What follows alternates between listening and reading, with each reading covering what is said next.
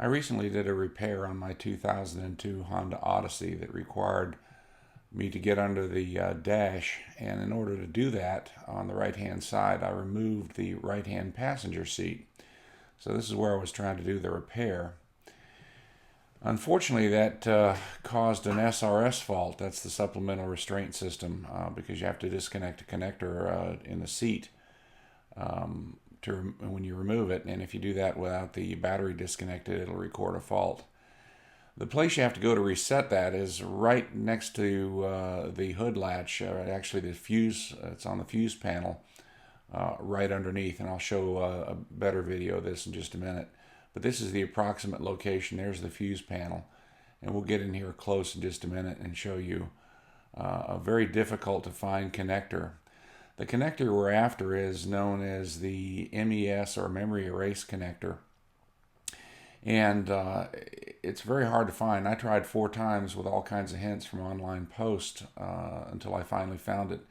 And the trick is that it's buried under this wire bundle. I'll try to show that here. There's the wire coming down, that black with the yellow tape on the end of it. You see the yellow connector there with 2 blue wires. They're blue in my case. I've heard they're gray in some cases. But that wire bundle right there to the left, you have to kind of move out of the way to even see it. It's very difficult to see that yellow connector. And the procedure, which is described subsequently, has to do with shorting the 2 wires in that yellow connector and then unshorting them in a specific sequence. So we'll talk about that in the next section of the video, and I'll show you the 2 pieces of wire that I used to do that.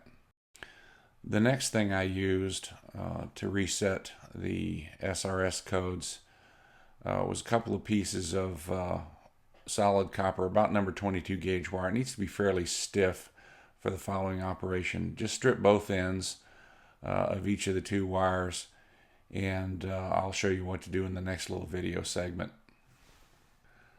Unfortunately, the space next to the fuse panel and the parking brake and all of the other stuff that's under there is so tight that I can't really show you the wires shoved in and get the camera under there and the flashlight and have enough hands to hold everything. So I'll try to describe this. You'll notice where the 2 wires are going into the into the yellow connector, the 2 blue wires. What you're going to do is take each of the each of the solid copper wires and insert them alongside each blue wire, one on one side and one on the other, so that the bare copper goes down into the connector and contacts the connector pin. You might have to wiggle it a little bit to slide it in there, and if the gauge of the wire is too fat, it won't go in. So again, about a number 20, number 22 seems to be about the right size, but it will slide in alongside. There's enough clearance. And when it's making contact, then you can use the other 2 bare ends to do the shorting, opening sequence that I'll describe in a bit to reset the SRS memory.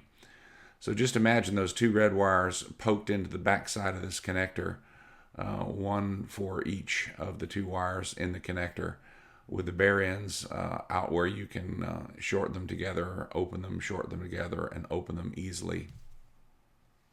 The reset procedure is as follows. While holding the 2 wires together, turn the ignition on, actually crank the engine, then wait for the SRS light to go off. Disconnect the jumper wires, the light will go back on, then connect them again, the light will go back off, then disconnect them again, and the light will flash 2 times, indicating that the SRS system has been reset. Turn the ignition off, wait for at least 10 seconds before restarting the engine.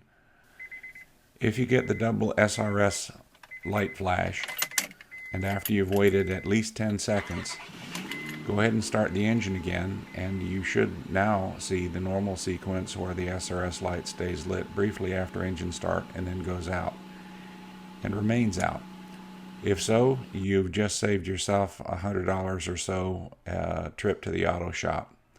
Go ahead and shut the engine off, pull the 2 wires out of the fuse panel, put anything back together that you took apart in the interim, clean up your tools, and you're all set.